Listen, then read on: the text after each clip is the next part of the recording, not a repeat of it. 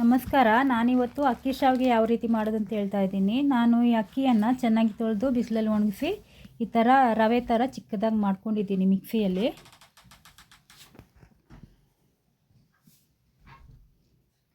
ನಾನು ಈ ಕಪ್ನಲ್ಲಿ ತಗೊಂಡಿದ್ದೀನಿ. ಇದು 1 ಕಪ್ಪು ಅಕ್ಕಿ ತರಿಗೆ 2 ಗ್ಲಾಸಷ್ಟು ನೀರು ಹಾಕಬೇಕು.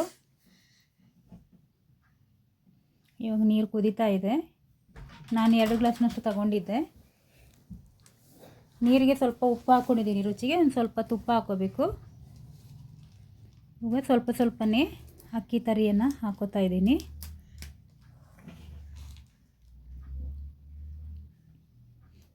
ನಾವು ಮುದ್ದೆ ಹಿಟ್ಟಿಗೆ ಯಾವ ರೀತಿ ಹಿಟ್ಟನ್ನು ಕಲಿಸ್ತೀವೋ ಅದೇ ರೀತಿ ಇದನ್ನು ಚೆನ್ನಾಗಿ ಕಲಿಸ್ಕೋಬೇಕು. ಮುಚ್ಚಳ ಮುಚ್ಚಿ ಒಂದು 10 ರಿಂದ 15 ನಿಮಿಷ ಬೇಯಕ್ಕೆ ಬಿಡೋಣ.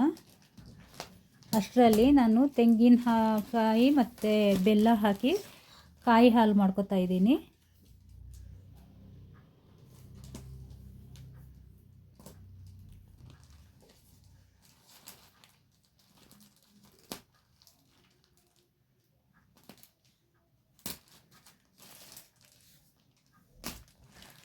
ಇದಾಗಿದೆ.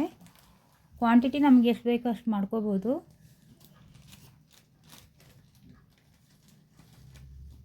ಇವಾಗ ತೆಂಗಿನ ಹಾಲು ರೆಡಿಯಾಗಿದೆ.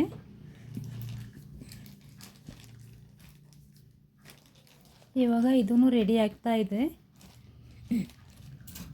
ಇವಾಗ ಒರಳಲ್ಲಿ ಹಾಕ್ಕೊಂಡು ಈ ಥರ ತಿರುಗಿ ತಟ್ಟೆಗೆ ಹಾಕಿ ಸ್ವಲ್ಪ ನಾದ್ಕೋಬೇಕು.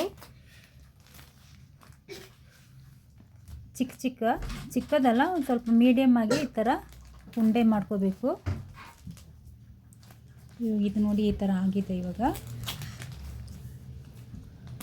ಈ ಥರ ಉಂಡೆ ಮಾಡಿಕೊಂಡು ಇಡ್ಲಿ ಥರ ಹಬೆಯಲ್ಲಿ ಇದನ್ನ ಒಂದು 10 ರಿಂದ 15 ನಿಮಿಷ ಬೇಯಿಸ್ಕೋಬೇಕಾಗುತ್ತೆ.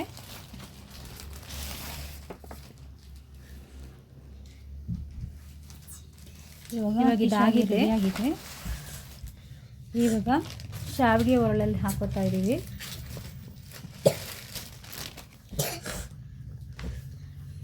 ಈ ಥರ ಚಕ್ಕುಲಿ ಮಿಷನಲ್ಲೂ ಮಾಡ್ಕೋಬೋದು. ನಾನು ಇದನ್ನು